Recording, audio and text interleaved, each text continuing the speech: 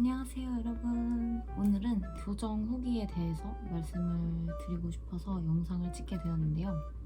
교정을 하게 된 계기? 제가 교정을 준비하면서 좀 궁금했던 부분들을 정리를 해서 오늘 한번 나눠보려고 합니다. 어쩌다 교정을 하게 됐냐면 제 이가 교정을 하기 전에 안쪽으로 되게 들어가 있었거든요. 그거랑 중앙에 자리 잡은 위의 앞니를 기준으로 양쪽에 치아가 문제가 있었어요. 이쪽 치아는 기형 치아여서 굉장히 작게 났고, 이쪽 치아는 결손 치아라고 치아가 없는 거죠. 영구치가 나와야 하는데 이제 나올 치아가 없는 경우였어요. 그래서 이렇게 한쪽은 작고 한쪽은 없어서 저는 발치를 하지 않았거든요. 아무래도 치아가 위에는 없었기 때문에 발치를 하기에도 좀 애매한 상황이었던 것 같아요. 아랫니도 마찬가지로 발치를 하지 않았습니다. 교정기는 클리피쉬 교정기로 진행을 했는데 이게 기본적인 메탈 교정기보다 이질감이 덜 드는 그런 교정기라고 하더라고요. 물론 뭐 철사를 끼면 교정기 찼다는 게 뭐 어느 장치나 확연하게 보이긴 하지만 치아에 붙인 모양을 보면 메탈과는 모습이 되게 많이 다르다는 게 느껴졌어요. 너무 교정기를 찼다는 그런 강한 인상을 안 준다고 해야 될까요? 약간 그런 느낌이었는데, 그리고 치과 의사 선생님께서 말씀하시기를 클리피쉬 교정 장치는 진료 시간이 단축돼서 좋다고 하시더라고요. 교정기만 차는 경우가 있는지는 잘 모르겠는데 잇몸에도 스크류를 박아서 교정 치료를 돕는 어떤 다른 방법을 쓰시기도 하더라고요. 그게 잇몸에 몇 개의 스크류를 박는지는 모르겠지만 저는 3개의 스크류를 박았어요. 왼쪽 위 아래 하나씩 박았고 오른쪽 위에 하나를 박았는데, 이걸 왜 하냐면 스크류와 교정기에 이제 고무줄을 거는 것을 하게 되는데, 그거를 통해서 치아가 움직이는 시간을 되게 단축을 많이 시켜준다고 하더라고요. 그래서 저는 그렇게 했습니다. 스크류가 굉장히 작거든요. 뭐 일반적인 우리가 못 박을 때 쓰는 나사랑은 정말 다르게 정말 작은데, 마취를 하고 스크류를 박아요. 근데 스크류를 박을 때는 당연히 마취 주사를 맞았기 때문에 아프지는 않고 마취 주사가 더 아파요. 스크류를 박고 나서 마취가 풀리면은 좀 시큰시큰 거리면서 약간 아프더라고요. 그래서 그때는 타이레놀이나 뭐 다른 효과가 빠른 진통제를 먹으면 하루 만에 좋아지니까 너무 걱정 안 하셔도 될 것 같아요. 제가 스크류가 안 빠지나 하는 생각을 했었는데 어떤 음식을 먹게 될지도 모르고 양치를 하다가 빠질 수도 있으니까 걱정을 되게 나름 했었거든요. 근데 생각보다 잘 안 빠지는 게 잇몸 살에만 박는 게 아니라 그 잇몸 안에 있는 뼈 안까지 스크류를 고정해서 박기 때문에 그렇게 쉽게 빠지지는 않더라고요. 근데 어떤 분은 잘 빠지는 분이 있다고 해요. 그래서 사람마다 조금 다른 것 같고, 저는 교정 막바지가 되었을 때 스크류를 사용을 안 했거든요. 그래서 뭐 사용을 안 해서 빠진 건지는 모르겠지만 이게 양치를 하는데 되게 흔들리더라고요. 그래서 다음날 치과를 가서 바로 뺐습니다. 뺄 때는 따로 마취를 안 하고 그냥 돌려서 빼주시는데, 스크류를 박았던 자국이 남아있는데 그거는 시간이 지나면 조금씩 잘 아물고 별로 티가 안 나서 걱정 안 하셔도 될 것 같아요. 그리고 스크류랑 교정기를 잇는 고정적인 고무줄을 하는 게 따로 있고, 스스로 제가 교정기와 교정기를 이어주는 고무줄을 할 때도 있거든요. 근데 이거는 뺐다 꼈다를 해야 되는데 밥 먹을 때나 양치할 때는 빼야 되고 그 이외에 나머지 시간에는 끼고 있어야 돼요. 근데 열심히 해야 할까? 라는 생각도 했었는데 열심히 안 하면 그만큼 교정 기간만 늘어난다고 하니까 귀찮아도 꼭 하시는 게 좋습니다. 가장 중요한 비용이 있죠. 순수하게 교정으로만 쓴 비용은 378만 원이 들었거든요. 제가 부수적으로 기형치아 라미네이트 하는 거랑 왼쪽 위에 어금니에 크라운 치료를 어릴 때 받은 게 하나 있었어요. 그래서 그거 교체하는 거를 합해서 119만 원이 또 추가로 들어갔거든요. 그쵸. 그래서 500만 원 돈이 들어가게 됐는데 교정만 한 거는 378만 원이 들어갔어요. 그리고 교정 기간은 1년 9개월에서 10개월 정도 했던 것 같은데 원래는 의사 선생님께서 한 2년 반 정도 걸릴 겁니다 라고 말씀을 해주셨는데 좀 빨리 끝났어요. 그래서 되게 좋았고 교정을 하면서 언제까지 얼마나 아플까라는 생각도 했었는데 저는 처음 한두 달이 제일 힘들었어요. 제가 그리고 철사를 처음에는 되게 얇은 걸로 시작을 하는데 점점 두꺼운 걸로 바꾸거든요. 그 두껍게 바꾸는 시기가 두 번째로 가장 많이 아팠던 걸로 기억을 해요. 처음에는 제가 윗니 교정기만 붙이고 아랫니는 완전 외복 사랑니가 있어서 그거를 다 제거한 후에 교정기를 아랫니를 붙였거든요.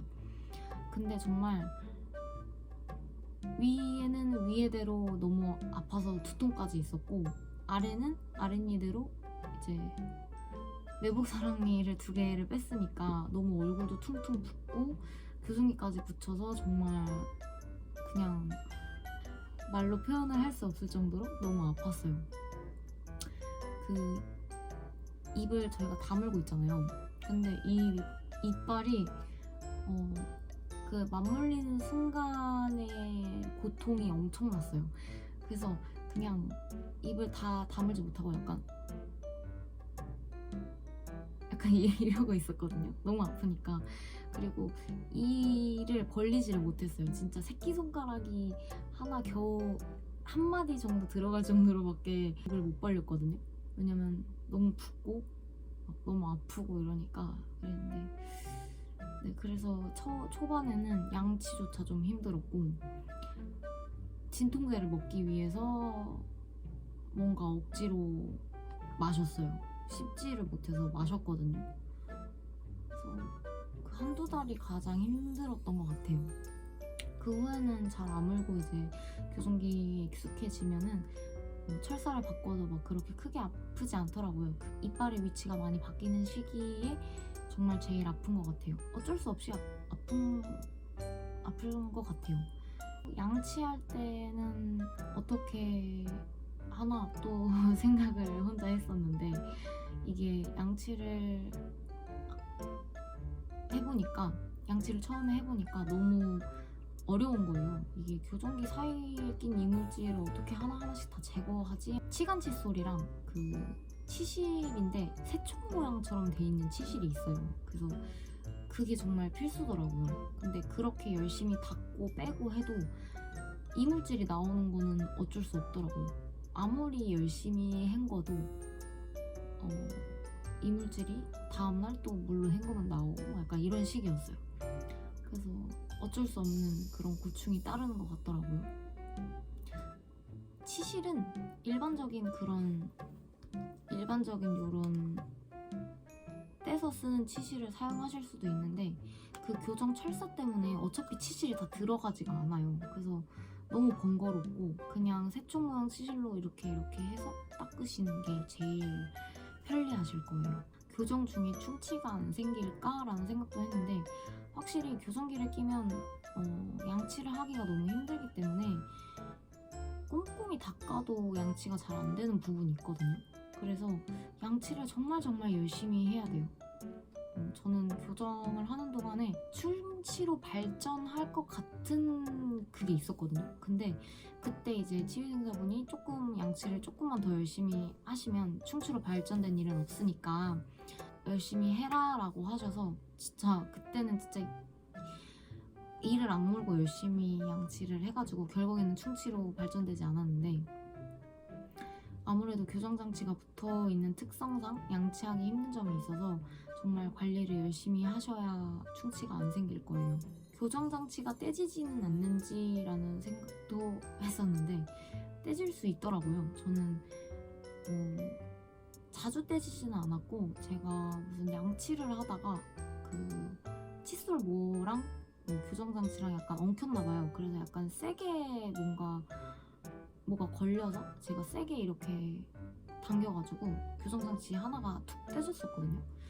그때가 늦은 밤이어가지고 바로 다음날 아침에 가서 장치를 다시 붙였는데 주말을 제외한 나머지 평일에는 꼭 바로 다음날 내원하셔서 교정장치를 붙이셔야 해요. 왜냐면 모양이 한순간에도 잘 틀어질 수 있다고 하시더라고요. 뭔가 문제가 있으면 바로 병원에 가시는 게 가장 좋은 방법이에요. 그리고 이 교정장치도 잘 붙는 이빨이 있고 잘 안 붙는 이빨이 있다고 하시더라고요. 교정 중에 라미네이트를 언제 하지? 라는 생각을 했었는데 모든 치아의 위치가 바로 잡히고 다음에 치아색이 고를 때 그때 진행을 할 수 있었거든요. 일단 교정이 완료가 돼 있어야 이 라미네이트도 모양을 잡을 수 있다고 하셔가지고 교정 막바지에 이제 라미네이트를 진행할 수 있었는데 갈 때마다 이제 이빨 모양을 잡기 위해서 처음에 이제 만들어 놓은 임시 라미네이트를 껴보고 또 색깔도 맞춰보고 모양도 다시 만들어보고 막 이렇게 하면서 갈 때마다 매번 마취를 했어야 했어요. 왜냐면 앞니에 신경이 많이 몰려있다 보니까 드릴로 이를 갈아야 하는 상황에서 이렇게 아플 수 있으니까 계속 마취를 했거든요. 일주일에 한두 번씩 갔었는데 그때가 진짜 힘들었어요. 그래서 아무튼 라미네이트는 교정이 끝날 때 할 수 있고 라미네이트가 완성되기 전에 임시 치아를 붙여주시거든요. 그때 붙여주시는 임시 치아도 있어야 되고 임시 치아를 사용하시면서 투명 색깔 교정 장치? 뭐라고 해야 되지? 투명 색깔 유지 장치를 주시거든요. 그때 그걸 굉장히 잘 끼고 있어야 되는데 라미네이트를 할 곳에는 아직 뒤쪽에 붙이는 철 유지 장치를 안 붙여가지고 모양이 또 바뀔 수 있다고 하셔서 투명 유지 장치를 계속 끼고 있어야 하더라고요. 근데 저는 한 번 잃어버려가지고 다시 제작하는 그런 불상사가 있었습니다. 이렇게 생겼거든요. 이렇게 제가 영상을 만들려고 가지고 있었는데 이런 식으로 생겼어요. 정말 진짜 그냥 플라스틱이거든요. 플라스틱 유지장치인데 이거를 그냥 이빨에 끼는 거예요. 그래서 임시 라미네이트를 한 치아가 이쪽이었는데 아무튼 이거를 한번 잃어버려가지고 교정 후에 미백은 필수인가 하는 생각도 했었는데요. 할 수밖에 없더라고요. 왜냐면 교정기를 떼고 나니까 제 그 이빨 색이 되게 고르지가 않은 거예요. 미백을 몇 번 정도 하는 게 좋을까요? 여쭤보니 2번 정도 하는 게 제일 괜찮다고 하셔서 2번을 진행을 했거든요. 한 번 할 때마다 15분씩 하는데 첫 번째 미백을 할 때는 괜찮았어요. 괜찮았는데 두 번째 때는 이가 너무 시린 거예요. 갑자기 무슨 약간 비유하자면 칼로 막 잇몸을 엄청 막 찌르는 것 같은 그런 느낌? 약간 말로 표현이 안 되는데 아무튼 진짜 아파요. 이게 시린 게 아니라 아팠어요. 저는 아무튼 4분을 남기고 그만뒀습니다. 천둥번개를 맞아본 적은 없는데 천둥번개를 맞으면 약간 이런 느낌일까? 잇몸에 천둥번개를 맞으면 이런 느낌일까 싶을 정도로 아팠어요. 뻥이 아니에요. 이게 오버가 아니에요. 진짜 아파요.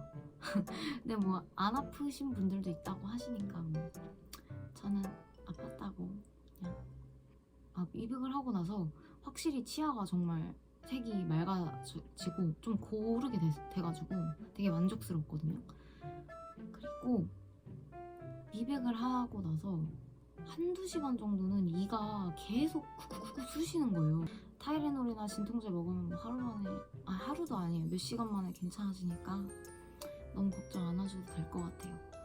그리고 교정 후에 어떤 변화가 있었는지 일단은 제 컴플렉스가 이가 한쪽은 G형이고 한쪽은 없고 치아가 안쪽으로 너무 들어가 있어서 되게 안 예쁜 치아라고 생각을 해서 제가 웃을 때 입을 가리고 많이 웃었거든요.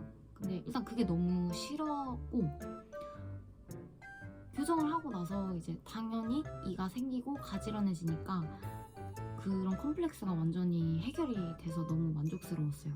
외적으로는 너무 만족스러웠고 저는 원래 좀 지금도 얼굴이 약간 긴 편이긴 한데 조금 더 길었거든요. 근데 교정을 하면서 턱이 좀 짧아질 거라고 의사 선생님이 말씀을 하셨는데 확실히 제가 교정을 하고 나서 저는 그렇게 큰 차이를 못 느꼈는데 주변 분들이 제가 얼굴이 좀 작아진 것 같다 혹은 살이 빠진 것 같다라는 얘기를 되게 많이 들었거든요.